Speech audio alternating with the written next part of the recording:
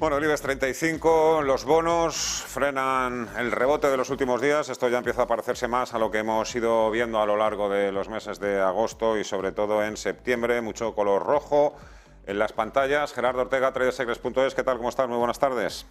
Buenas tardes, Fernando. Bueno, y tras este gran rebote en los mercados, bolsas que han llegado a ganar casi o más de un 6% en apenas 2-3 días, ¿qué esperamos o qué hay que esperar? Bueno, y eso que nos íbamos a estrellar, ¿eh? Digo que nos íbamos a estrellar porque los cierres de la semana pasada pues habían puesto en jaque, ¿no? Yo creo que o habían saltado todas las alarmas, ¿no? Fíjate lo que pasaba la semana pasada en el S&P 500, es el gráfico de arriba, y en el Dow Jones de industriales, ¿no? Los dos índices tradicionales de Estados Unidos. Este es el gráfico semanal. Se perdían los mínimos de junio, y es verdad que eso al principio es aparentemente negativo, y así es, ¿no? Porque no deja de ser, bueno, entre comillas, todo el trabajo que se había hecho durante el periodo estival, pues era simple y llanamente roto bueno, había sido corregido por completo, ¿no? Bien, después de esa gran vela, que no olvidemos que cerrábamos el mes de septiembre, Fernando, cierra en mínimos también, ¿no? Y el mercado nos va dando pistas. Lo primero que tenemos, que con este cierre que tenemos por debajo de soportes, la pregunta que yo creo que hay que hacerse es, ¿acaso Wall Street es más bajista, entre comillas, en proceso de reacción de lo que ya era? Desde mi punto de vista, no. Es decir, Wall Street está corrigiendo el movimiento alcista nacido en marzo 2020, ¿de acuerdo? Este que tenemos aquí, y está siendo corregido. Lo que nos dice es que el movimiento correctivo sigue vigente, y aquí es donde te quería yo mostrar un par de gráficos, a ver si soy capaz de que se puedan ver. El Dow Jones de Industriales, el gráfico mensual. Observa que la caída que llevamos acumulada es del 22 y pico por ciento. Es decir, es todo lo que tenemos aquí. Esto se está viendo aquí. Esta es la caída de la pandemia. Es decir, fíjate lo que pasó en 2 meses, cerca de un 40%. Fíjate lo que llevamos pues prácticamente en 2022, un 22 y pico por ciento.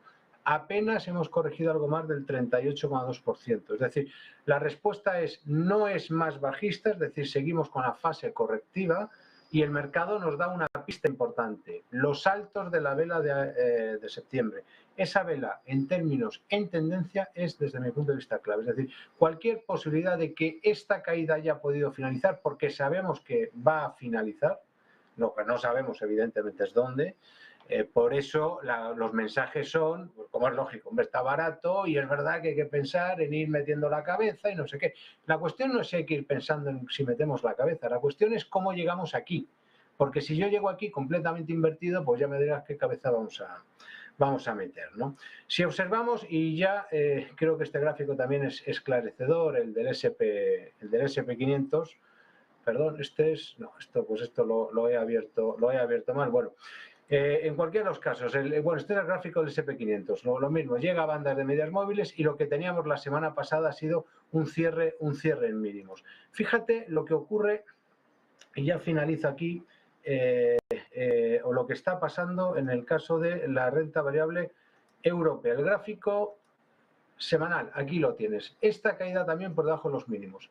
Observa esas tres tangencias en la directriz del DAX y cómo pierde niveles. Importante, ojo a si cerramos esta semana por encima de los altos de la semana pasada, porque en principio cualquier profundidad de la caída quedaría abortada. Significaría que el rebote se alargaría. Ahora lo que yo tengo que buscar, y esta es la parte importante, es los altos, pero pensando en el medio plazo, o sea, porque también estamos corrigiendo todo este alza, los altos de la vela mensual de septiembre. En otras palabras, importante los altos de la semana pasada que están siendo sobrepasados, importante que el alza, la recuperación que tenemos ahora se mantenga, pero sobre todo pensando en los plazos un poco más amplios, en los altos de septiembre. Y lo que está pasando en los bancos. Lo decíamos hace 2 semanas.